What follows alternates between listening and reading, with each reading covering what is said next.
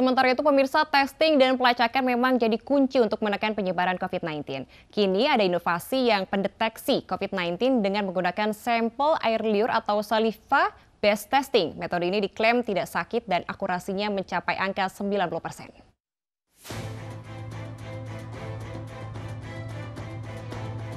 Tingginya angka penderita COVID-19 di Indonesia membuat pemerintah kian gencar menekan penyebarannya. Testing yang kian diperbanyak, pelacakan kontak, pengobatan dan isolasi jadi strategi menghadapi pandemi. Selama ini ada dua metode tes yang digunakan untuk mendeteksi COVID-19. Swab test atau tes usap yang terdiri dari PCR dan antigen dengan pengambilan sampel cairan hidung dan tenggorokan, serta rapid test dengan pengambilan sampel darah. Swab test yang dianggap paling efektif mempunyai kelemahan yang membuat masyarakat enggan. Selain harga yang tinggi, rasa tidak nyaman yang ditimbulkan juga membuat masyarakat takut untuk dites. Kini ada inovasi baru untuk mendeteksi COVID-19, yaitu saliva-based testing, tes dengan menggunakan sampel saliva atau air liur.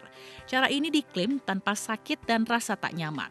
Pilihannya jelas, yang pertama karena ini air liur lebih mudah untuk dikolek, diambil. Tidak perlu tenaga kesehatan yang khusus dilatih sehingga bisa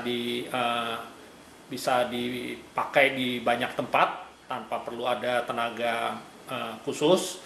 Yang kedua tentu akan lebih friendly untuk anak kecil ya. Terus yang ketiga, hasil ini juga bisa lebih cepat untuk menjadikan hasil dari pemeriksaan RT-PCR-nya. Untuk pemeriksaan dibutuhkan air liur 1 ml yang ditampung dalam tabung atau regen khusus. Sampel kemudian diproses dengan menggunakan teknologi turboekstrasi atau pengidentifikasian virus yang membutuhkan waktu 30 menit sehingga hasil dalam 6 jam bisa diketahui dengan tingkat akurasi mencapai 90%. Kita kan prosesnya adalah dengan mengambil air liur dari pasien saja, jadi tidak perlu teknologi atau teknik invasif, jadi tidak perlu memasukkan alat ke dalam tenggorokan ataupun ke hidung pasien. Jadi nanti air liurnya itu nanti ditaruh di tabung sebanyak 1 cc atau 1 ml, kemudian nanti kita campurin larutan buffer. Nah, kemudian nanti akan kita kocok. Nah, nanti cairan ini bisa bertahan selama 5 hari dan nantinya bisa diproses untuk proses RT-PCR.